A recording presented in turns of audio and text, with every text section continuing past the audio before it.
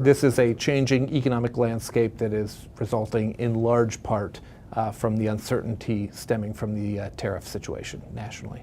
The Department of Administrative Services released Oregon's economic and revenue forecast Wednesday for the next biennium, which brought some notable changes compared to the last forecast in March. The revenue changes occur both for this biennium and next biennium. So the change this biennium is 167 million down, and most of that takes place in the last 3 months here. We're almost to the end of the biennium. And then next biennium, the revenues are down 337 million. So really between this biennium and next biennium, total revenues are down close to $500 million. He says that paired with around $250 million in spending increases made this session leads to around $755 million total in reduced resources. Governor Tina Kotek saying Wednesday she will be working with legislative leaders to prioritize key issues. Yeah, we knew that this would be a challenging budget environment. We're going to have to be lean at state government, but we're going to stay committed to the investments that we know need to be made. Housing, homelessness, behavioral health, we cannot go backwards. We need to continue to go forward. Governor calling out the Trump administration's actions as a reason for the worrying numbers and addressing the need for hard budget choices. But Republican Representative Christine Drazen says what's going on in Washington, D.C. is not responsible. I think that the governor's fear-mongering right now.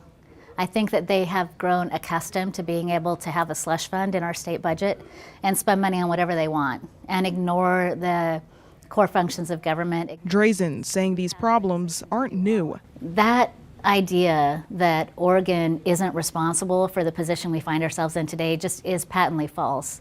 What we have lacked is local leadership. That the governor has continued to spend money on services that have enabled addiction across our state rather than supporting access to treatment.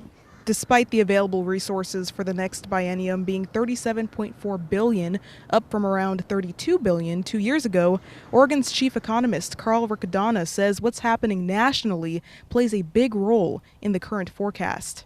But the deteriorating growth outlook at the national level has direct implications to the state of Oregon. So I will say if we look at the performance of the economy in the state over the last 4 to 6 quarters, it has been underperforming relative to the national trends. So there is some local issues that are unique to the state, but more broadly, tariffs are a impediment to economic activity.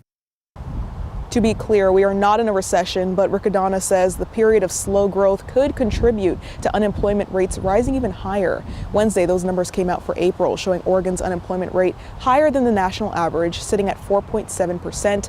The next forecast is expected to be released toward the end of summer. In Salem, Celine Stevens, KGW News.